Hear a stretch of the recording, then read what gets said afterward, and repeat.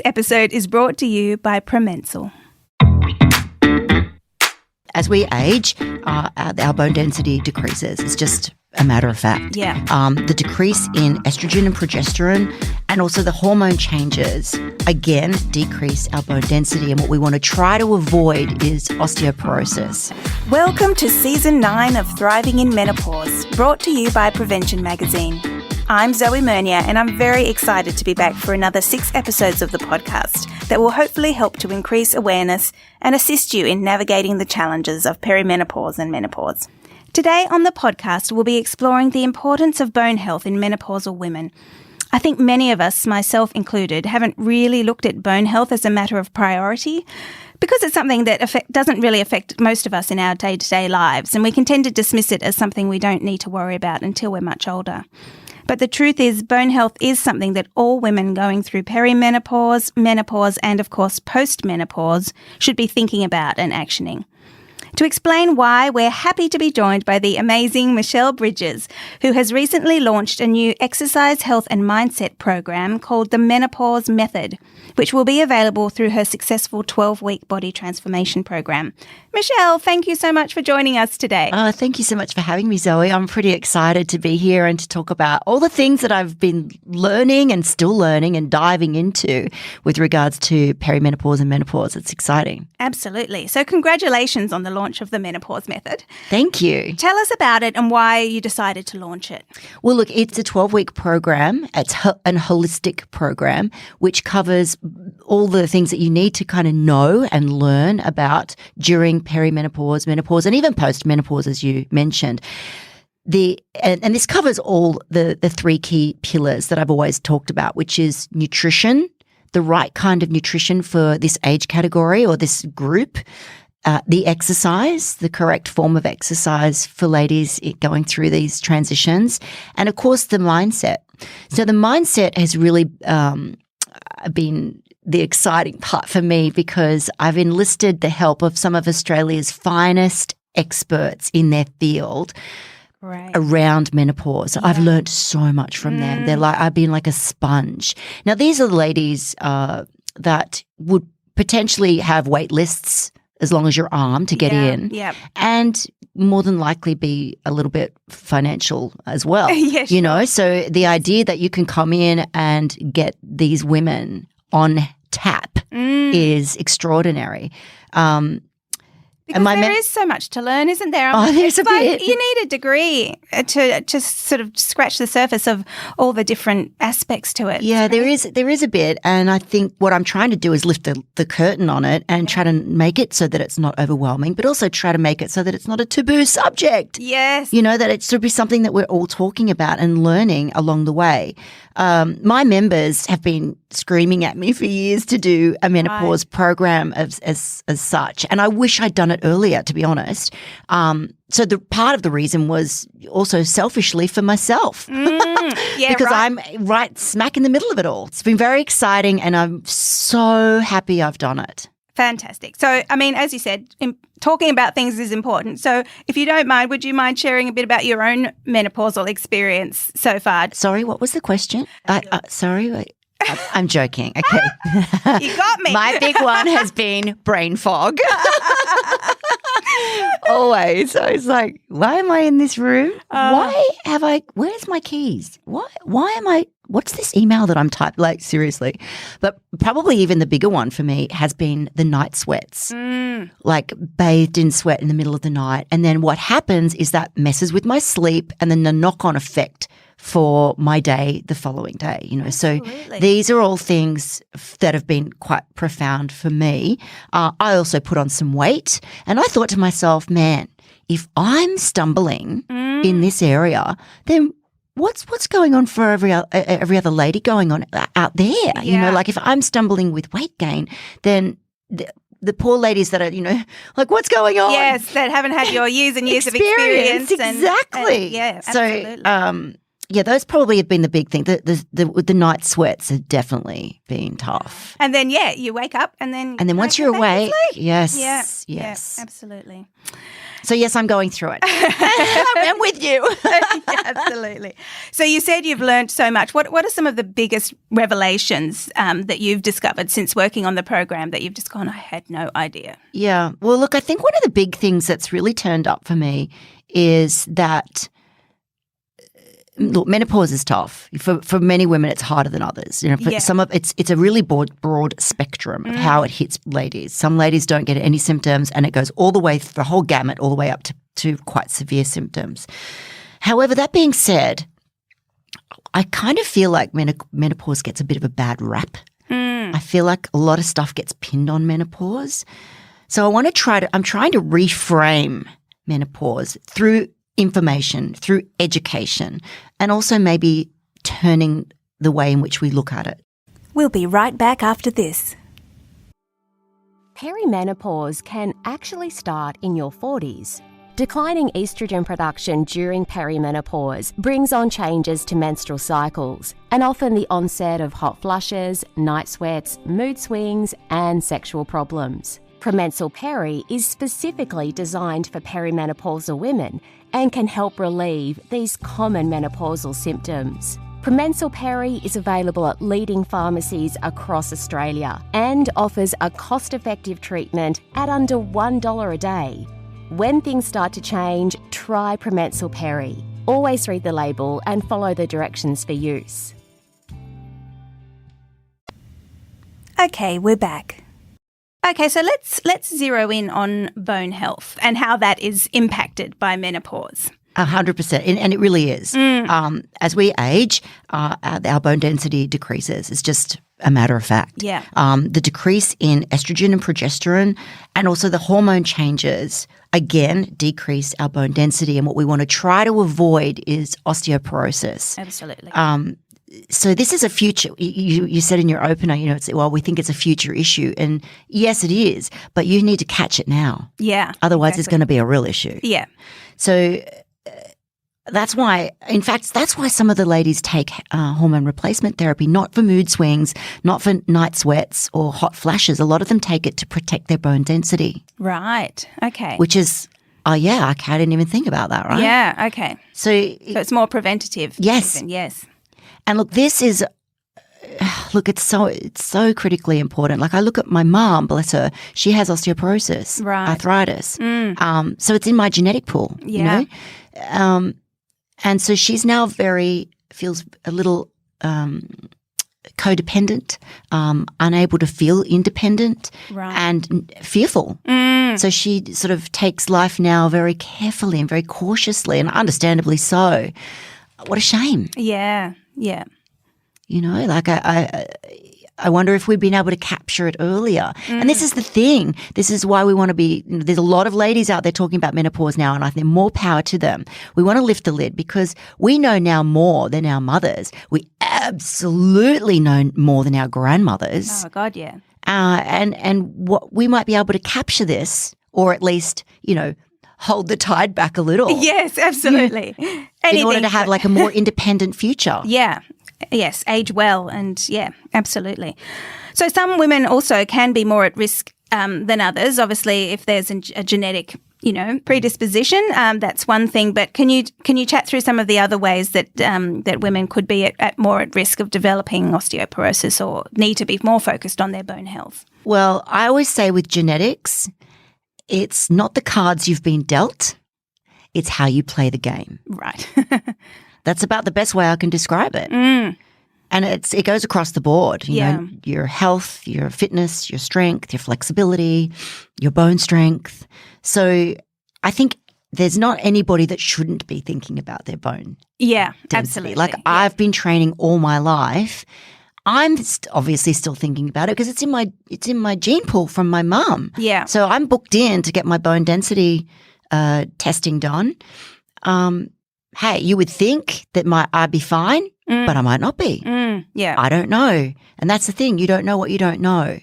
So knowledge is power. Exactly. I think we should all be considering it and thinking about it and what we can do to do an early prevention or at least hold back the tide, so to speak, for your lack of bone density or moving into osteoporosis potential. Yeah.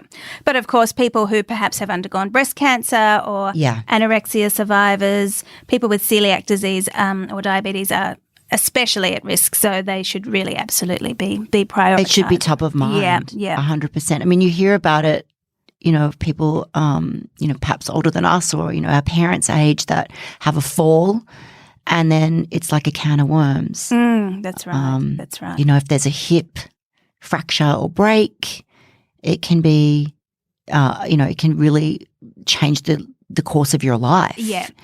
I was only just speaking to my physio the other day, a lady that he was working with. She got stuck in the bath. She didn't have enough strength to get herself out. She had to wait till her husband came home. So there's an interesting test that we were talking about as well, where can you sit down on the floor and stand back up again without using your hands? And it's trickier than you think. It's trickier than you think. And there's different methods you can use. But it's just an interesting test, and they're sort of saying it's a kind of a longevity test. Yeah. I can do it, but it doesn't look pretty. Look, as long as you can. But yeah, so it's important to kind of be considering these issues in a way of future-proofing. Yeah. Your body. Absolutely. And your life and your loved ones, because they want you around as long as possible. For sure. Okay, so let's talk about why exercise is so important for bone health. Don't get me started. It's important for everything. Oh, my gosh. We'd have world peace if everybody exercised more, I'm telling you. Look, exercise regarding bone health. Basically what happens is when you exercise, you put stress on your bones, which triggers a response inside your body to strengthen them. Right. That's basically kind of it. Yeah. We could sit here and go into a whole thesis around it, but that's ultimately it. The stress you put on your bones through exercise will help encourage your bones to get stronger. Fascinating. I mean, it's great for your, muscles as well. It's fantastic for your muscles because then you're turning your body from a two-stroke engine into a V8 if you can get a little bit of lean muscle mass on yourself. Yes, of course. And then the muscles support the bones as well. Exactly. Yeah. And what are the best exercises to do to support bone health? Okay, so it doesn't have to be high impact. If you can do high impact, more power to you.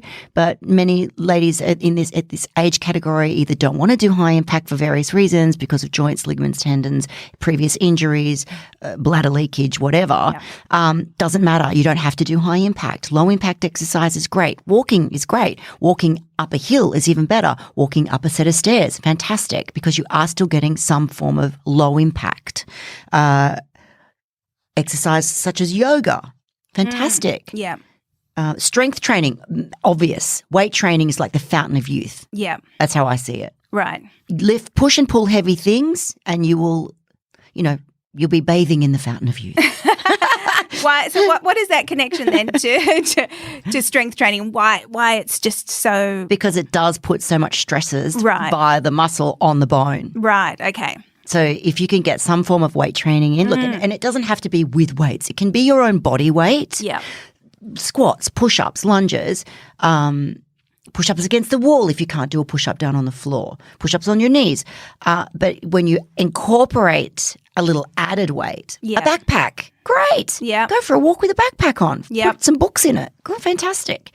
That's a form of weight training. It doesn't have to be in the gym with dumbbells. No. Although I do like that, but some ladies won't. Yeah. That's fine. We can find other methods. Yeah. Pilates, fantastic. And I spoke about the test of getting up and getting down. That's a great little test to do. If you can incorporate some form of exercise that's weight-bearing, walking is one of them, outdoors, in the sun for vitamin D, also helps strengthen bones. Yes, absolutely. That's a tick, tick, tick. Yeah, for sure.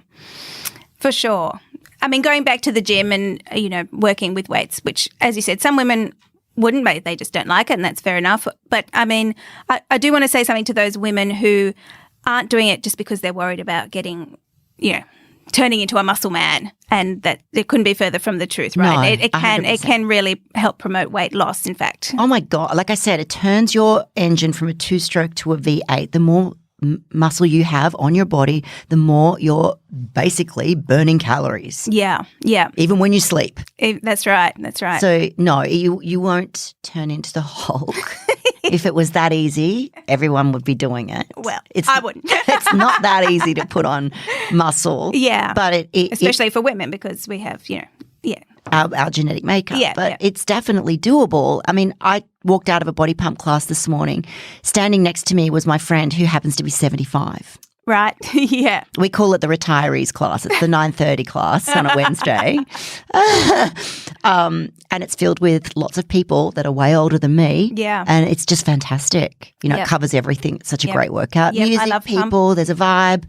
Yeah. I love pump, and you do. You see those older people looking absolutely fantastic. Yeah, she's 75. She does a full pump class. She also does spin, and she's going to Japan and she skis like the black slopes.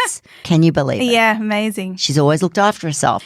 Now, on the flip side, are there activities or exercises that we should actually be steering away from as we get a bit older? Or Look, I want to say no to this question because I think any movement is good movement. Yeah. Obviously, if you have injuries and you've never been a runner before, let's say, then maybe running's not your bag. Although things can change. I mean, I've trained many ladies through the 12-week body transformation that couldn't walk to their letterbox and now doing half marathons. So anything's possible. Yeah. I think it's important to listen to your body. Yeah. Remind yourself that we're stronger than we think we are. Yeah. Every person I've always worked with, they've always gone, oh, I can't believe I did that. Yeah. So we do have more in the tank than we give ourselves credit for.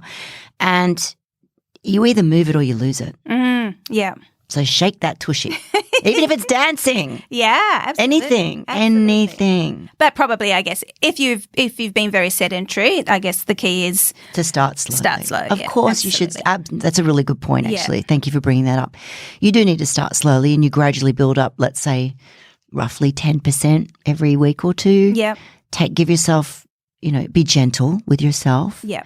That's a really good point, actually. You've got to be kind to yourself and just know that if you haven't been doing any form of exercise for a long period of time, it's not that you can't. It's just that it's just going to take a little bit of time. Absolutely. And just, start slow, and any exercise is better than none, and then you just keep building on it. And okay, so onto diet then. How can our diet help us specifically with supporting bone health and avoiding osteoporosis? What are how should our diets be changing as we're going through this part of our lives? Okay, so again, based on research, the main diet that my lead dietitian, Lisa Donaldson, and a ticket of approval from all of the menopause specialists that I've spoken with, is the Mediterranean diet. Yeah. So that's going to be the main diet on the Menopause Method, and low carbohydrate as well. Now, the reason is everything green and leafy, basically. Yep. Dairy, they're all great forms of calcium. Oily fish. I mean, I eat a tin of sardines probably 3 times a week. I know some people will gag at that, but I love them. Mackerel and so on. Yeah. The sun is a great form of vitamin D. Eggs are a great form of vitamin D. Protein is important. Omega-3s, chia seeds are great as well. Protein is really an important factor there because we want to maintain our muscle for as long as we can. Something that is important to note here too is excessive alcohol or smoking will decrease your bone strength. So, I'm not saying to quit, but maybe think about it or pull back. Yeah. So you mentioned yoga before, and yes, as you said, there's breath work involved. So why is that so important for menopausal women? Well, look, I mean, we have potential for mood swings when our hormones are all over the shop. We have potential for sleep deprivation. Mm-hmm. We either can't go to sleep or we can go to sleep, but we wake up and then can't go back. So these kinds of methods can definitely be helpful there. I've spoken to so many ladies that say, I'm in the middle of a meeting and I'm hashing out some kind of problem at work, and all I want to do is reach over and throttle them. Yeah. Or my children or my husband. And so breath work is really quite powerful in those situations to be able to kind of get yourself back centered again. Absolutely. And it's just nice to be able to pull the plug for a second and go, no, this is my time now. Yeah. This is me time. Yeah, it's amazing how powerful something just focusing on your breath can be, really, to calm. Yeah, to calm you. Yeah, absolutely. And as you say, bring you back to yourself.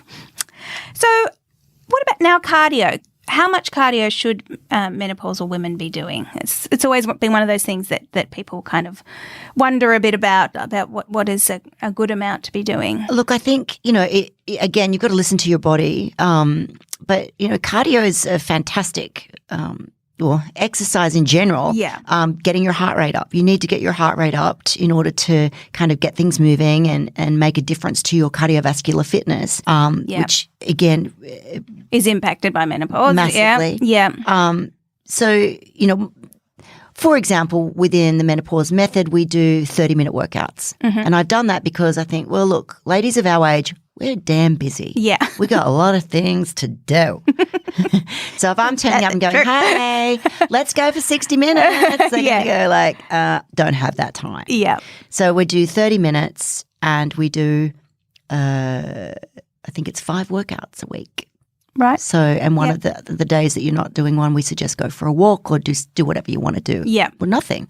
So that's kind of where my head is with regards to cardiovascular workouts as well as strength training. So inside of the program, there is a mixed bag of weights and cardio, and probably some of the weights is most definitely a form of cardiovascular training anyway, because it's sort of more high rep. Yeah, right. In the ilk of body pump. Yeah, right. So, because that's, I'm a body pump girl from way back. So I'm suggesting 30 minutes most days. Right, yeah. And that doesn't have to be going out and doing a belting, sprint. Yeah. It's just getting your heart rate up. Yeah. Yep. To whatever feels comfortable for you. If exactly. You can, it's not like you're heaving and panting and no. bent over double. I'd like it to be that someone can get their phone number out.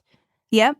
And but not much more than that. Right. You know what I mean? Or that, but if you're walking along with your girlfriend and you're having this massive conversation, which I love to do, I won't deny it, but it's still good for me. Yeah. But it's nice to kind of pump it up a little. So if I see a set of stairs, we're like, righto, come on, sister, let's go. And we'll pump up the stairs and we'll get our heart rate up and then we'll go back to chat. And then we go, righto, the next minute we're going to power it. And then we slow down and chat. So you can mix it up a little because you need to have your girl time too. You do. That's also beneficial for stress control. If someone's wanting to just do some exercises at home, what would be your kind of 5 go-to ones? Well, the foundation exercises, they've been around forever and there's a reason because they work. Yeah. Squats. Yeah. And you can go down to a couch or a coffee table, right, so if you're not feeling like, whoa. Yeah. You can, or a chair. Yeah. Down and up. Push-ups. And if you're not confident doing them, do them against a wall. Yep. That's a great place to start and gradually work your way down to the floor. Yep. Stretching. Mobility is something that we start to lose. Bone density is one of them, but mobility is another. Yeah. So if you take a fall and you're stiff as a board, you're probably going to go over, or you don't have that agility or that way in which to sort of outmaneuver it. Yeah. We do a little bit of agility work within the program as well. I do stuff where we're doing balancing on one foot. Balance is another one. Yeah. Balancing on one foot, closing one eye. Yeah. So that's another exercise you can do, just balancing on one foot. But, back to stretching, working through your range of movement, really important. That's a real injury prevention as well right there. Walking. Yeah. Anyone can Who do knew? That. I know. One foot in front of the other. And, I guess I love getting my clients to do planks, but some ladies may have struggle with that, particularly with incontinence. And I talk I cue a lot about Kegels and pelvic floor throughout the workouts as well. But those basic movements are fundamental. Yeah. They're foundational. Squats, push-ups, stretching, going for a walk. You can't beat those. So these are really powerful things that can absolutely help ladies that are out there struggling. You don't have to struggle through this. You can support yourself Yep. holistically. That was one word that turned up with every single specialist that I spoke to.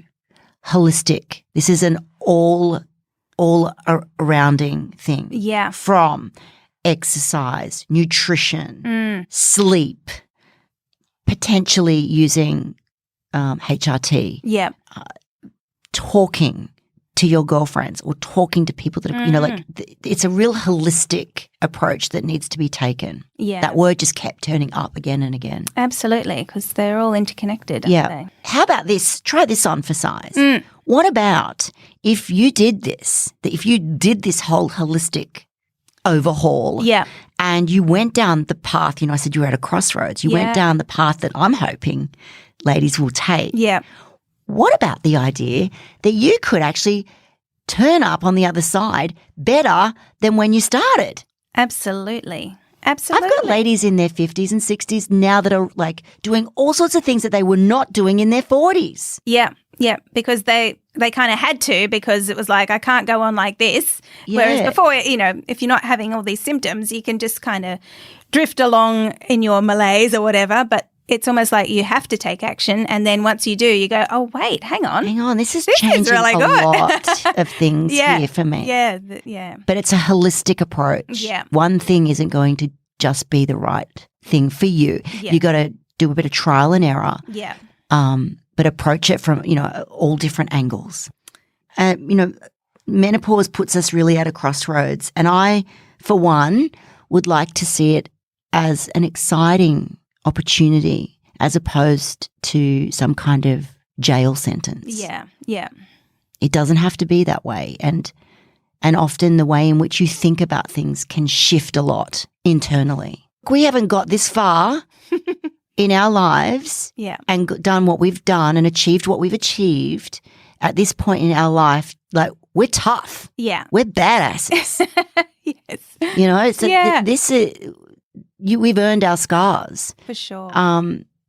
And we deserve to go into the next chapter with some really good tools in our belt and with our mofo. Yeah. Our mofo and our mojo. That's it. I don't want to wave the white flag here. Yeah. And I know when I first started getting symptoms, I almost felt myself do that. I actually had to give myself a check out and go, hang on, what are you doing, girl? Yeah. This is not the end here. Yeah, yeah. This is a new chapter. Yeah. Well, that's great. I mean, because if someone like you went through that and felt like that, I definitely did. Like, that feeling of losing your confidence and, maybe you're at that stage in your life where, you're in the background. Yeah. It's just all downhill from here. Yeah. No way. No way. Not on my watch, ladies.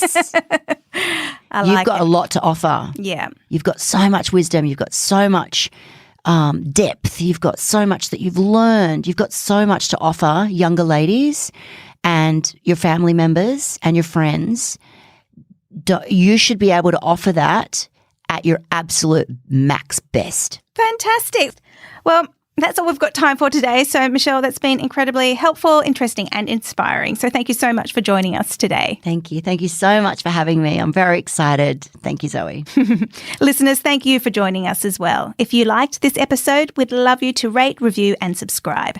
And we hope you'll join us for next week's episode. Meanwhile, for more information about living your best life at midlife, pick up a copy of Prevention Magazine. I'm Zoe Mernier. See you next time.